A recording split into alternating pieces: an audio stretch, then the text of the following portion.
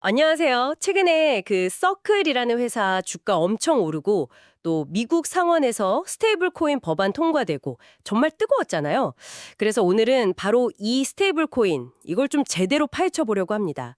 이게 뭐 정확히 뭔지 또 미국은 왜 이렇게 적극적으로 나서는 건지 지정학적인 의미는 또 뭔지 그리고 우리가 알아야 할 위험은 없는지 네, 이런 것들을 좀 살펴보려고 해요. 여러분이 보내주신 자료들 잘 봤고요. 저희와 함께 이 복잡한 세계에 한번 명확하게 들여다보시죠. 자, 그럼 스테이블 코인, 이게 뭔가요? 아주 쉽게 말하면, 그냥 디지털 달러 같은 건가요? 네, 거의 맞습니다. 1코인이 딱 1달러 가치를 갖도록 그렇게 설계된 암호화폐죠. 아, 다른 코인들처럼 막 가격이 오르락 내리락 하는 게 아니라, 그렇죠. 변동성 없이 안정적이면서도 암호화폐처럼 전송은 빠르게 이게 목소인 거죠. 대표적인 게 이제 테더, USDT라고 하고요. 서클에 USDC가 있죠. USDT랑 USDC. 근데 둘이 좀 다르다고 들었어요. 네, 맞아요. 좀 성격이 다른데요.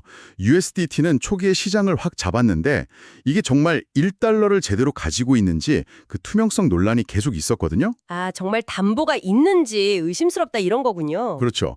반면에 USDC는 서클이나 코인베이스 이런 미국 기업들이 만들었고 규제도 좀 잘 따르려는 모습을 보여서 상대적으로 신뢰를 얻고 있는 편입니다. 아하, 미국 기업 기반이라는 게 중요하군요. 그럼 미국 정부는 왜 이렇게 어떻게 보면 민간 기업이 발행하는 건데 이걸 밀어주는 걸까요?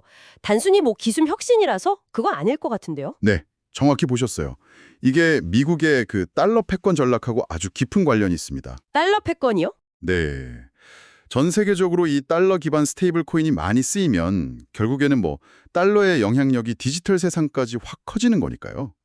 최근에 통과된 그 지니우스 법안이라고 부르는 것도 보면 스테이블 코인 회사가 준비금으로 미국 국채를 많이 사도록 유도하는 게 핵심이에요. 아, 국채 매입이요?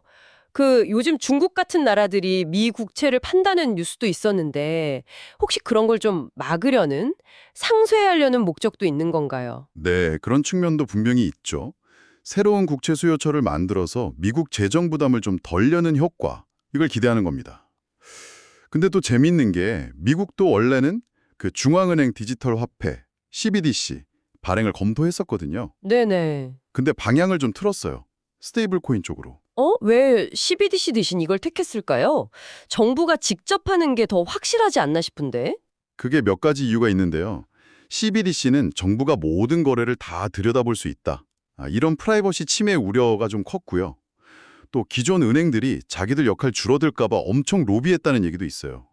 중앙은행이 직접 개인한테 돈 주면 은행 갈 필요가 없어지잖아요. 아, 그렇군요. 이해관계가 복잡하네요.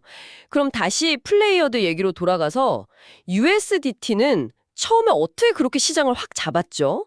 USDT는 주로 이제 중국 자본하고 좀 연결이 돼 있었고요. 특히 규제가 심했던 중국 내 이용자들이 암호화폐 거래하기 편하게 해주면서 확 컸죠. 네. 근데 요즘엔 USDC 기세가 정말 무섭습니다. 뭐랄까, 규제 친화적인 이미지, 그리고 약간 크립토 애국주의 같은 분위기도 좀 타면서 점유율을 막 늘리고 있어요. 서클 주가 폭등한 것도 그런 기대감 때문이겠네요. 근데 아까 고평가 논란도 있다고 하셨는데, 네, 맞아요. 그 PER, 주가 수익 비율이 너무 높다는 지적이 계속 나와요. 그러니까 미래 성장성을 엄청나게 미리 땡겨온 가격인데 이게 계속 갈 수 있겠냐는 거죠. 음, 어떤 위험이 있을까요? 특히 이제 앞으로 금리가 만약 내려가면 중비금으로 가지고 있는 자산에서 나오는 이자 수익이 줄어들 수 있다는 점, 이것도 좀 약점이고요. 또 코인베이스랑 수익을 나눠야 하는 구조도 그렇고요. 게다가 최근에는 리플, XRP까지 스테이블 코인 발행에 뛰어들면서 경쟁은 훨씬 더 치열해질 것 같아요. 그렇군요. 장밋빛만 있는 건 아니네요. 그럼 우리가 좀 주의 깊게 봐야 할 위험 요인들은 뭐가 있을까요? 역시 가장 큰 걱정은 시스템 리스크죠. 만약에 대규모로 돈을 빼달라는 요구, 그러니까 코인 런이 터지면 발행사가 돈을 못 내주는 상황이 오고 그럼 금융 시스템 전체가 충격받을 수 있어요. 아, 그 테라 루나 사태 때처럼요. 네, 맞습니다. 그 악몽이 재현될 수 있다는 우려죠. 생각만 해도 좀 끔찍한데요. 지금 스테이블 코인들은 그런 사태를 막을 안전장치가 충분하다고 볼 수 있나요? 규제가 뭐 강화되고는 있는데 글쎄요, 100% 안전하다 이렇게 말하긴 좀 어렵습니다. 해킹 위험도 여전하고요. 해킹이요? 네, 만약에 해커가 준비금도 없이 코인을 막 찍어내면 그야말로 인플레이션 터지고 경제에 엄청난 충격을 줄 수 있죠. 발행사가 파산해버리면 보상받을 길도 없고요. 가장 결정적인 건 이게 결국 정부 보증이 없는 민간 화폐라는 거잖아요. 우리가 아는 예금자 보호 같은 건 전혀 없는 거죠. 맞습니다. 손실하도 정부가 책임 안 져줘요. 그리고 또 다른 심각한 문제가 있는데 특정 국가 국민들이 자기 나라 돈 대신에 달러 스테이블 코인을 막 쓰게 되는 현상, 달러라이제이션이라고 하거든요. 아, 달러라이제이션. 네, 이렇게 되면 그 나라 중앙은행은 금리 조절이나 환율 조절 같은 통화 정책이 거의 안 먹히게 돼요. 이게 한국은행 같은 각국 중앙은행들이 제일 걱정하는 부분이기도 하고요. 그리고 사소해 보일 수도 있는데 신용카드랑 달리 거래 취소가 어렵다는 불편함도 있고요. 미국의 이런 행보가 다른 나라들한테는 어떤 영향을 줄까요? 한국은 좀 어떤 상황인가요? 미국의 이런 스테이블 코인 육성 움직임은 유럽연합 EU 같은 다른 경제권에는 상당한 압박이 되고 있습니다. 우리도 빨리 뭔가 해야 하는 거 아니냐, 이런 거죠. 한국은 워낙 IT 기술력이 좋으니까 이걸 바탕으로 스테이블 코인 생태계에서 기회를 잡을 수도 있다, 이런 시각도 있어요. 예를 들면 삼성전자 폰에 스테이블 코인 지갑을 넣는다든지. 그런 시나리오도 가능하겠네요. 근데 한국은행은 아까 말씀드린 그 통화 주권 문제 때문에 굉장히 신중한 입장이고요. 관련 법 논의도 아직은 좀 초기 단계입니다.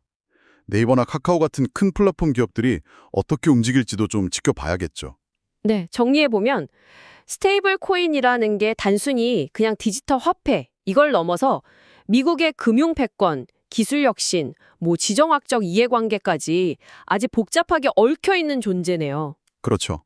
편리함이나 성장 잠재력도 분명 크지만 그 이면에는 시스템 리스크, 해킹, 또 국가 통화 주권 침해 같은 정말 무시할 수 없는 위험들이 도사리고 있는 거고요. 네. 그래서 마지막으로 이런 질문을 한번 던져보고 싶습니다. 앞으로 규제가 아무리 잘 만들어진다고 해도 스테이블 코인은 본질적으로 정부 보증이 없는 민간 화폐잖아요.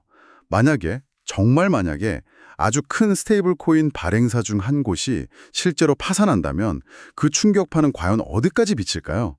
이게 단순히 암호화폐 시장만의 문제일까요? 아니면 우리가 아는 금융 시스템 전체를 뒤흔드는 그런 거대한 나비 효과가 시작될 수도 있지 않을까요? 한번 깊이 생각해 보실 문제인 것 같습니다.